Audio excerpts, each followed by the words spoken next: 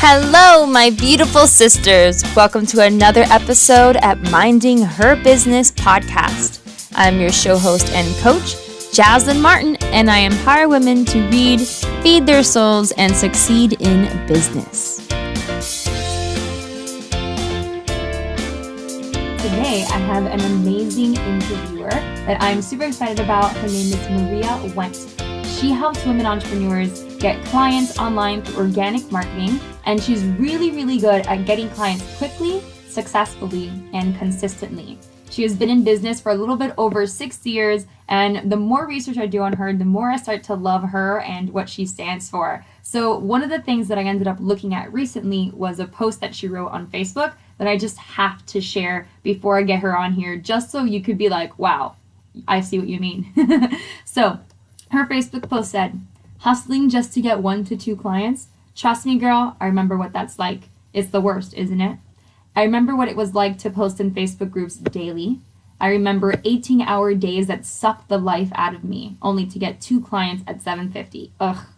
It's funny, I look back on newbie entrepreneur Maria, and I wish I could have told her to take a deep breath. I also wish I could have told her to focus on income-generating activities, because as a new entrepreneur, your biggest issue is a lack of cash flow, because you don't have any new clients coming in.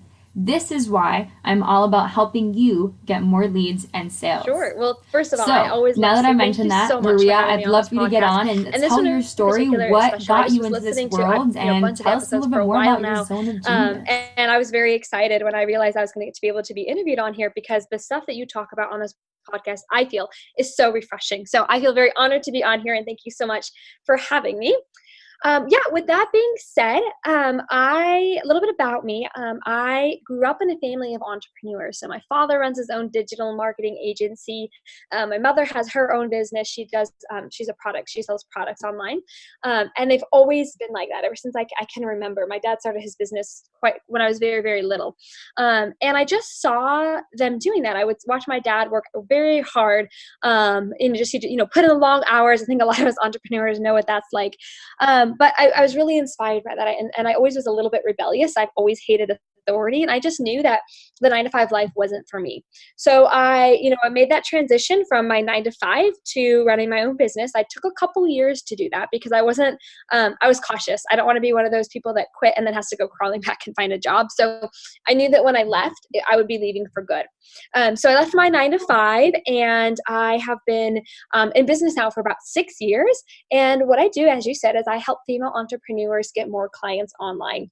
And I find that the work I do, I'm constantly humbled by my clients, because they're all accomplishing such amazing things. I mean, I work with like weight loss coaches, sex trauma coaches, service providers, just all these amazing things that my entrepreneurs are, I call them my entrepreneurs, my clients are accomplishing. And in some small way, I get to participate in the amazing things that they're doing. So to me, the work is just very fulfilling, and you have to watch me. I can talk about it all the time. So you need to tell me when to shut up, but it's my passion.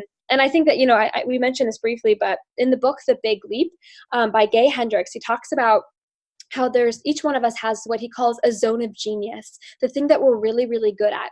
And what he teaches in the book is that if each one of us can find our zone of genius and learn how to monetize it, that's the world kind of operating at its peak. That's when we're all happy. And so I, over the years, have come to really realize that my zone of genius is getting clients online and helping people get clients online. And the more I lean into that, and the more I sort of honor that purpose, the happier I am. And to be honest, the more money I make. Wow, that's amazing. So one thing that I know, well, before I get into anything with you, I do want to get clear on, how do you get clients?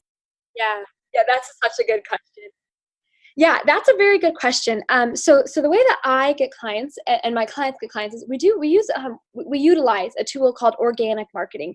And the way I like to explain organic marketing is that I like to show what it's not, and that it's not paying for Facebook ads. It's organic. It's people coming to you. It's the science of attracting your ideal clients. And that's what I teach my clients how to do, is how to attract your dream clients to you. I'm not a big fan of advertising. I think it's very high risk. And I have seen too many people spend hundreds, sometimes thousands of dollars on Facebook ad agencies and Facebook advertising, and just not see the results. So to me, I much prefer to get clients and maximize my profits. And so organic marketing, I mean, it's it's free leads, right? So that's sort of the big bird's eye view of that. The how to get clients, the how really does depend on the business owner. So I always like to say, because each business owner is unique, the way that we get clients is unique. It's not a one size fits all. It's not copy and paste templates. We want you to love every part of your business, and that includes the way that you get clients. But one thing that I will say, one very specific thing, is that we always start from a place of doing market research, where we, we define our ideal client and the people that we want to work with. And then we go and we interview them. We ask them, what is your biggest challenge? What are some of your pain points? What are some of the things you're struggling with? Here's what I'm thinking of offering. What do you guys think of the pricing, right? So we're doing our homework. And I find that a lot of entrepreneurs, they skip the market research step. And so what happens is they're working so hard to promote themselves, and they're posting all the time on Facebook and Instagram, and they're doing all this work to promote themselves. But unfortunately, because they haven't done their homework, they're just shooting in the dark, and they're hoping that what it is they have to offer is a good fit for the kind of people that they work with. So I teach my clients to start from a place of market research, where we know for sure that we've got such confidence and such clarity and such surety that what it is we're offering is the exact solution to our ideal clients' pain points, to our ideal clients' problems. So you go for a strategy session practically first, and then you go through, okay, well, let's do a type of survey for my ideal clients that I believe are my ideal clients, to triple check that we are in league with each other. Exactly. And what you'll find, so let's say, I take on a client and we decide we work together. We would say, okay, how many clients do you want to get over the next 90 days? What's your client goal? Because we always start from the place of, okay, what is our end goal in all of this? And then we reverse engineer and create a game plan on how we're going to hit that goal. So we say, okay, I want to get 9 clients in the next 90 days, right? So that's our big goal. So then the question is, okay, well, how do we do that, right? But the very next step in all of that is to do our market research, because that's going to shape our entire strategy over the next 90 days. And I'll give you an example of that. One of my clients, he worked with a financial planner, one of my clients, he works with financial planners. And so the financial planners are his clients, but we did market research. And, he thought he knew what their pain points were. He was very confident in himself, but I was like, let's do the market research anyways. So we hop on the phone with the financial planners. And one of the questions we asked them was, where are you spending your time online? What are some of the things you're doing online? And we thought the answers might be, LinkedIn, maybe Facebook. But what happened was a good chunk of these financial planners, they're reading this online financial planning publication, this online journal that we had never even heard of. So we research into it a little bit. We kind of dig into it a little bit more, because so many of the people we were interviewing kept mentioning this magazine. And so we researched it, and we found out that he could become a guest contributor. And so he became a guest contributor on this online publication. And now 40% of his leads come from this online publication that we didn't even know existed until we did the market research. So that's why I always say we've got to start from a point of doing the market research, because that is going to flow into and shape every part of our strategy for our 90 days together. Okay, perfect. And then after you do this strategizing, where you end up figuring out exactly what strategizing it is, and that's amazing, by the way, that you got super clear with your client, how do we go from strategizing, knowing what to do for that client, to actually doing it? So I would love to learn a little bit about what you do to get clients, or maybe some of your clients as well, what they do, so we can show them different examples. Sure. That's a great question. Yes. Okay, that's a really good question. So my thing is, obviously it is going to be different for each client, right? Because each client has her own different ideal clients. But every single one of us has something in common, and that's that we do daily sales activities, daily income generating activities to get us closer to our goals. So we hold ourselves to a standard that we set for ourselves. We make a commitment to ourselves, and we say, okay, I've done the math. Maria and I have run the numbers. Maria and I have sort of figured out what our activities are. And now I'm making a personal commitment with myself that I'm not going to accept any excuses. I'm not going to accept any BS. And this is what my daily requirements are. This is my daily minimum.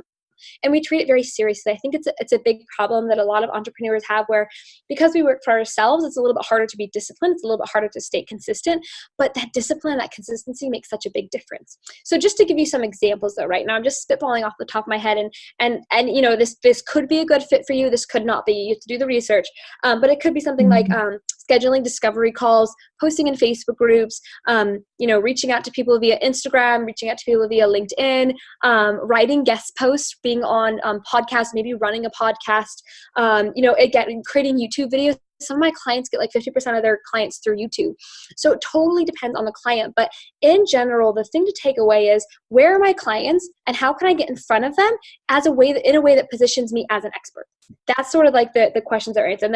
And then so let's say we decide, okay, my clients are on Facebook and Instagram. So what I'm going to do is, my daily requirements are going to be, I'm going to try to get 2 strategy sessions, 2 like sales calls booked a day. That's my first daily requirement, is 2 people on the phone. Second thing I'm going to do is I'm going to post to Facebook and Instagram every single day. Those are my 2 daily sales requirements. If I don't do those, I've broken my commitment to myself. So that's just one example. For someone else, it could be, I'm committing to publishing 3 YouTube videos and sending 10 emails. You know, really depends on what the entrepreneur is. But in general, each one of us has 1 to 2 sales, generating activities, income generating activities that we hold ourselves to every single day, minus the weekends. We don't work weekends. Yeah, that's good. I was about to ask you that too. Yeah, no. We unplug. What does your schedule look like? Because you did mention like these daily routines that we want to do every single day. What does your 9 to 5 as a business owner look like, or what does your schedule look like in general? Yeah, it's funny because you'd think that having daily sales, daily requirements means that you're working more, but actually I feel like I work less, and my clients work less than most entrepreneurs do. Because if you think about the way most entrepreneurs work, it's, I'm going to redesign my website and I'm going to, download this webinar or I'm going to create this opt-in. And so it's a lot of busy work. And so in my experience, a lot of entrepreneurs are so busy doing the things that don't actually matter.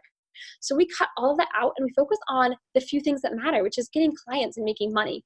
And so my schedule, for most of my clients, we say, okay, you've got to have anywhere from 1 to 2 hours promoting your business every day. And the average is, it takes me about 1 hour. And then, there's other things in our business, right? I have coaching client calls, right? And I support my clients that way. And I write, content for Facebook and Instagram, but that's pretty much it. So I guess some managing of my team members. I have a few people that work for me, so kind of managing them. But in general, I pretty much have, if I had to like take a stab at it, it's probably I work from, I want to say about 9 to 5 between my coaching calls. So 9 to 5 is not bad at all. And then totally unplugging. It's a pretty typical 40-hour work week, but it which is such, I think, for me, the way I feel, it's so far removed from what most entrepreneurs I know who are working 18 hours a day and weekends and just not really having a work-life balance. And for me, and my clients, it's so important for us to unplug and to really enjoy our business and have a good work-life balance. Yeah, I'm totally with you. And it's true, in the starting phases, a lot of people will end up having 18-hour days. Yes. And it's crazy. Yes. They don't sleep well. It's a disaster. Their life suffers. Yes. Do you feel personally, and this is getting a little personal for you, Maria, do you feel like your way in the future may lead to less than 40 hours for those people that may want to, for example, travel or do something else with their lives versus having a 9 to 5 type of lifestyle? Yes. Oh my gosh, 100%. For me, I choose to work this much because, and I guess I'm glad you asked this question because this allows me to clarify. This is how much I want to work. Because it's what I enjoy doing. But many of my clients are, they're moms with kids, or like you said, they're people that travel. They only have to work promoting their business 1 to 2 hours a day, and that's it. Now, if they choose to take a client call, they'll schedule that in. But in terms of many of my moms are, or many of my clients are moms, and they don't have 6 hours a day to be. Neither do I. But in general, they want to be working less, not more. So I like to say, if you've got 1 to 2 hours in your day to promote your business, you can hit your client goal. Okay. And you do mention something, and this is one of your free gifts that I will happily end up sharing this link in the bottom of this podcast description. You do mention a Facebook hack, one Facebook hack to get 7 clients and make over 17.5K in 30 days or less. You want to give us a small sneak peek into that? Yes, absolutely. So what this works well if you're a service provider or if you're a coach. So if you kind of fit into, really any entrepreneur can take a look at it either way. But essentially what you're doing is, in the Facebook hack, I show you how to target warm leads. So how to find the people that are actively looking for what it is you have to offer. Because that's, and I say 7 clients because I'm trying to make it sound at least semi-realistic. But if you wanted to go and find 14 people that wanted to do, that were in need of what it was you're offering, you can do that. I just said 7, so it seems semi-realistic. But what I'm trying to demonstrate is that I think a lot of us have such scarcity mindset around getting clients. We tend to overcomplicate things. We tend to believe that it's not possible for us. We tend to think that, I could never get 3 clients in a month, but it's so easy. There's so many people out there that need what it is you have to offer. You just are making it this big deal in your mind. And so that's one of the things I try to explain to my clients is that, believe it or not, you can get as many clients as you choose because it's just a game of numbers. So this is such a game of numbers. This is so easy. We just need to run the numbers and break it up into figuring out what your daily activities are. So I think the best thing that I'm able to do for my clients is just simplify everything and take away the overwhelm, which I think a lot of entrepreneurs are experiencing because they're saying, okay, how to create your very complicated funnel. And there's like 15 steps to go from now until my first client. But it's really not that hard. It's very simple. It's like a 3-step process in my mind. What's that 3-step process? Yeah, to me, the 3-step process is do the research, right? Do the research, figure out what it is you need to do. Do the work, right? Take the action steps, and then follow up. Most entrepreneurs just do not follow up the way that you need to because they're so hyper focused on not bothering people. But what they don't realize is that the sales statistics is most sales on average, something like 80% of sales are made after the 7th follow-up. And that's been true in my own business as well. So it's not to say that we're literally sending 7 messages to someone with not hearing a reply, but there are a lot of creative ways that you can have what I like to call touches, where you're interacting with someone maybe on Instagram, and then you like something that they post on Facebook. You're having 7 sort of mini follow-ups, and that's how you close the sale. Too many people, if they don't hear back, they won't follow up, or they'll maybe send 1 follow-up message and then they'll let it go. But you've got to stay consistent and sort of bear that mental burden of remembering to not let them fall through the cracks, because you're actually, and I tell this to my clients, by following up, you're doing them a favor because people are busy and they just forget. And so you're doing them a tremendous favor by not letting the amazing thing that you have fall through the cracks for them. Yes. All right, perfect. So I do want to get a little bit more into, and by the way, that Facebook hack is for Facebook ads, correct? No, not for Facebook ads. No, it's organic. I don't do any Facebook ads at all. Oh, okay. I thought I heard you say Facebook ads. So that one Facebook hack is a way for you to get warm clients consistently without Facebook ads. Correct. Yes. Ooh, you piqued my interest there. All right, perfect. And you do have another free gift that talks about want to get more clients with Facebook groups. Yes. What's that like? Yeah. So for a lot of my clients, I would say for most of my clients, Facebook groups provide about 60% of their leads, if not more, for a decent chunk of my clients. Now, obviously, it does depend on your demographic and where your clients are hanging out.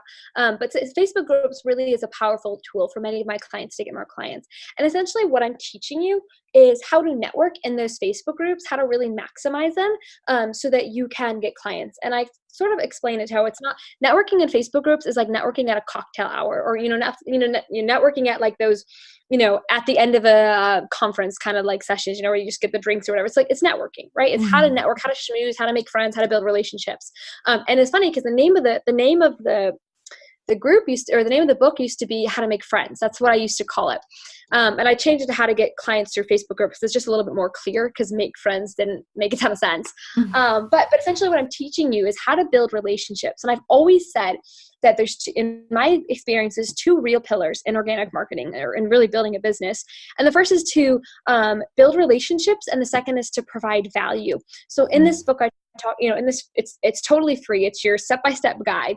But in it, I teach you how to build those relationships that will not only send you clients, but will, they won't even they'll send you clients, they'll become a client. You just build your network, opening the doors of so many opportunities that come from focusing on building relationships. So it's really powerful. It's something where the Facebook hack one will help you get clients right away. And then the how to get clients through Facebook groups, it's a very foundational book that I think all entrepreneurs, it's a guide, it's not really a book, but I think all entrepreneurs should read that one. And for the Facebook groups, do you recommend, is this for someone to have their own Facebook group, or is this for you to get into other Facebook groups and make friends that way? Getting into other Facebook groups and making friends that way. I started my Facebook group a couple of years ago. I'm not so much recommending that people start their own Facebook groups right now. Simply because when you're getting started, what you need to do is leverage other people's audiences. Because if you're so focused on, putting all this content out to your Facebook group of 50 people, you're kind of wasting your time. And it's a little bit harder to grow a Facebook group now than it was back when I started. I mean, I started my Facebook group a couple years ago and I got like 1,000 people in a month or something like that. It was just too easy back then. And so now what I'm recommending is just do it in other people's Facebook groups so that you can spend your time building those relationships rather than spending your time creating a bunch of content that 50 people are going to see. What kind of Facebook post in a Facebook group would you recommend sharing so that we kind of have like a kind of example to create these trends? Yeah, I again, that's where it's I keep coming back to market research because it really does shape so much of what we do. But that does depend on the market research, and it does depend on the kind of ideal client that you have. But in general, my advice is bare minimum, stop sharing stock photos. No one cares. You've got to share photos of yourself, because someone sees a stock photo, they're just going to scroll right past it. They literally don't see it. It's not even like they're ignoring you. It's just their brain doesn't notice it. So share photos of yourself. That's the best tip I can give, is really engaging, smiling selfies. It doesn't matter what you look like. Some people think they have to look like Photoshop Instagram models in order to post pictures of themselves, but that's just not the case. People want to connect with other people. And so if you're sharing pictures of yourself, it's going to catch their attention. And, I like to use the example how babies love to see other pictures of babies. It's the same thing for us. We like to see pictures of other humans. And so by sharing photos of ourselves, we're engaging and we're letting people in at a little bit more intimate level. And I highly encourage that. And then the second thing is just, it's almost like a little on the nose, but it's just don't be boring. Like really think about what would be interesting for you to read and write that, rather than my 3 tips to write better copy or something like that. Like tell a story, because that's what's interesting. People just want to be entertained. All right. And so you went back to the market research, and I really want to focus on that really quickly before we end this call, just so people can be like, okay, so how do I do market research? Yeah. What's the best recommendation to start that process when they don't know how to? Yeah, it's a very good question. So the first thing you're going to want to do is you have 2 options. One, you can make a list of 10 people that you know in your circle of your network that you know are ideal clients, and you can ask to have a 15-minute call with them. Or what you can do is to create a post. Either my clients do it in my Facebook group a lot, or in any Facebook group, basically saying, here's my ideal clients. I'm trying to do a really good job as a business owner. Will you hop on the phone with me for 15 minutes and answer a few questions that I have? And sometimes what I tell people to do is provide them with a $5 Starbucks gift card. People will do anything for Starbucks. It's $5. And if you get, the thing is, you've got to have at least 10 people on the market research. So even if you're spending $50 in Starbucks gift cards, you're literally getting thousands of dollars worth of valuable information from these 10 people, right? So you interview 10 people and you ask them questions like, what's your biggest challenge when it comes to losing weight, or, what if you're a weight loss coach, or, building a website when it comes to, if you're a website designer, you're basically trying to understand what the biggest pain points of your clients are. And then you ask them something like, here's what I'm offering. How do you feel about the price, right? Feel is a key word there, because people buy based on emotion, not logic. If you had if you were to Google a solution to your problem, what would you type in the search bar? Something like, things like that, where you're just trying to understand. Another one is like, where are you hanging out online? That's how we found out about that online publication with the financial planner, right? You're trying to essentially get a better understanding of your client and where they're hanging out and what their challenges are, so that you can feel really good about your marketing and your message. All right. Okay. So what you want them to do is to literally go into another Facebook group and somewhere that they already feel like their ideal client is hanging out, and just write a Facebook post being like, hey, I think this is my ideal client. If you feel like you're this person, just get on a 15-minute call with me, possibly give them a $5 Starbucks card or something like that, just a little extra bonus, and then just talk to them. And when you get that knowledge, then you can really start to figure out what kind of content they like. What kind of questions do we ask people when we get on this call with them? It's a really good question there. The first thing I just want to say is, what I recommend doing when you're writing that post to get them on the phone with you really quickly is, if you don't want to offer them the $5 Starbucks gift card, what some people do is they'll say, I'll give you a free brand strategy session in exchange for your time. So if you want to exchange services, that's another really good way to get people on the phone without having to sort of dip into your business cash flow. But yeah, to answer your question, even that, you first sit down and like just be logical about, well, what are some things that I've always been curious about when it comes to my ideal client? What are some things I've always wondered?